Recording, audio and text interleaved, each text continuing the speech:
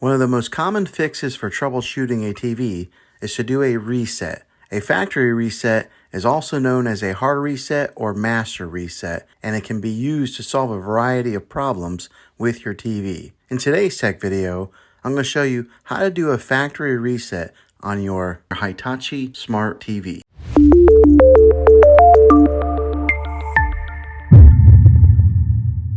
My suggestion before going through a factory reset is to do a soft reset first. It'll minimize the impact of the process and allow you to save any data on your TV set. To perform a soft reset on your TV, simply unplug it from the wall outlet, and after about 60 seconds, you can plug it back in. Now make sure you are patient here and wait the whole 60 seconds. This will solve most of your problems. If that doesn't take care of your problem, then you can go on with the factory reset.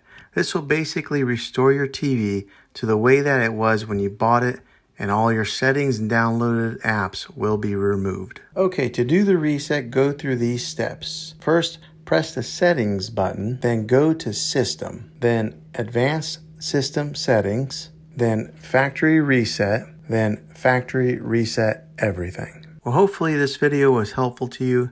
If it was, hit a thumbs up on it and go ahead and subscribe to my channel.